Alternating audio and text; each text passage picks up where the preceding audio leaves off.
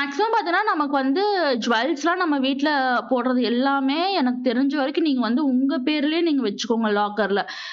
நானுமே வந்து இப்போ என்து எல்லாமே பேங்க்ல இருக்குது. ஃபர்ஸ்ட் அதுக்கு முன்னாடி இருக்கும்போது எல்லாமே என்னோட பேர்ல நான் தனியா லாக்கர் ஓப்பன் பண்ணி தான் வச்சிருந்தேன். அதே மாரி உங்களுக்கு குடுக்குற ஜுவல்ஸ் அது எவ்ளோ நீங்க லாக்கர்ல வைக்கிற மாரி இருந்தாலும், ஒரு 5 பவுனா இருந்தாலும், ஒரு 50 பவுனா இருந்தாலும், அது வந்து உங்க பேர்ல நீங்க லாக்கர்ல வச்சுக்கோங்க. அது இல்லாம உங்களுக்கு லாக்கர்லயுமே ஜாயிண்ட் அக்கவுண்ட்லாம் சொல்றாங்க. அது எப்படின்றது வந்து எனக்கு தெரியல. பேங்க்ல இருக்கிற மாதிரி லாக்கருக்குமே ஜாயிண்ட் அக்கவுண்ட் இருக்கும் போல.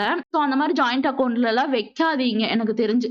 நீங்க தனியா உங்களுக்குன்னு ஒரு அக்கவுண்ட் ஓப்பன் பண்ணி அதுல வச்சுக்கோங்க. ஒரு 5000 என்னமோ தான் இயர்லி ஒன்ஸ் பே பண்ணணும்னு நெனைக்கிறதுக்கு. ஸோ அது வந்து பே பண்ணி நீங்க உங்களோட பேர்ல வச்சுக்கோங்க. ஏன்னா நாளைக்கு உங்களுக்குன்னு இருக்கக்கூடிய ஒரு சப்போர்ட் இந்த ஜுவல்ஸ் தான் உங்க அப்பா, அம்மாக்கு அப்புறமா. ஏன்னா நீங்க அத விக்காம இருக்கிறீங்க, இல்ல எதுவுமே அடகு வைக்காம இருக்கிறீங்கன்னா தான், பின்னாடி உங்களுக்கு யூஸ் ஆகும். ஏதாவது படிக்கிறீங்க, வேற ஏதாவது சின்னதா பிசினஸ் ஏதாவது ஸ்டார்ட் பண்ண நெனைக்கிறீங்க. அந்த மாரி இருந்தீங்கன்னா, உங்களுக்கு அதான் ரொம்ப யூஸ்ஃபுல்லா இருக்கும். இந்த பிரச்சனை வந்து உங்களுக்கு இந்தியா ஃபுல்லா இருக்கதா செய்யுது. ஏன்னா நம்ம சைடு வந்து அதாவது சவுத் இந்தியன் சைட்ஸ் பார்த்தீங்கன்னா, உங்களுக்கு வந்து ஜுவல்ஸ் நெறைய போடுறாங்க. நம்ம தமிழ்நாடு ஆகட்டும், கேரளா ஆகட்டும், எல்லா பக்கமே வந்து நமக்கு நகை தான் நெறைய போடுறாங்க.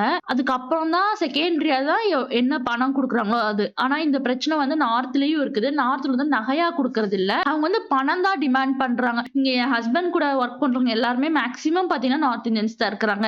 நம்ம ஊரு அதாவது சவுத் இந்தியன், தெலுங்குக்காரங்க, மலையாளம் இவங்கலாம் வந்து கொஞ்சம் கம்மியா தான் இருக்கிறாங்க. விசாரிச்ச வரைக்கும் நீங்க என்ன ப்ரொஃபஷனல்ல இருக்கிறீங்க? அதாவது பார்த்தீங்கன்னா, இப்ப நீங்க டாக்டரோ, இல்ல நீங்க வந்து இன்ஜினியரிங்கோ, இல்ல நீங்க ஏதாவது கவர்ன்மெண்ட் வேலையில இருக்கிறீங்க, டீச்சரு இந்த மாரிலாம் இருக்கிறீங்கல்ல, உங்களோட வேலைய பொறுத்து உங்களுக்கு வந்து டவுரி அதாவது பொண்ண கல்யாணம் பண்ணி தரும்போது, ஒரு டீச்சர்னா ஒரு ரூ. 10,00,000 ஒரு கவர்ன்மெண்ட் வேலைன்னா ரூ. 25,00,000 ரூ. 30,00,000 அந்த மாரி வந்து உங்களோட வேலைய பொறுத்து டவுரி குடுக்குறாங்க. பட் நகை வந்து கம்மியா தான் குடுப்பாங்க. எனக்கு நான் விசாரிச்ச வரைக்கும். ஏன்னா இந்த சைடு நெறைய பேர் எனக்கு நார்த் இந்தியன்ஸ் ஃப்ரெண்ட்ஸ்லாம் இருக்க போய் அவங்க சொல்றதெல்லாம் பார்த்தீங்கன்னா, அவங்களுக்கு பார்த்தீங்கன்னா ஒரு 5 பவுனு அந்த மாரி 5 பவுனு, 6 பவுன் இந்த மாரி தான் வந்து நகை போடுவாங்களாட்டுருக்குது.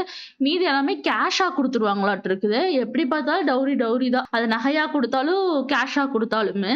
எப்படியோ இந்த பொண்ணுங்களுக்கு வந்து கொஞ்சம் சீக்கிரமா ஏதாவது தீர்ப்பு கிடைச்சதுன்னா பரவால்ல. இனிமே நெறைய பேத்துக்கு பார்த்தீங்கன்னா, இந்த மாரி இஷ்யூஸ்லாம் இருக்குது. ஆனா அதெல்லாம் வந்து எதுவும் வெளிய சொல்லாம இருக்கிறாங்க. இப்படி ஒரு முடிவ நீங்க அவ்வளோ சீக்கிரம் எடுத்துறாதீங்க.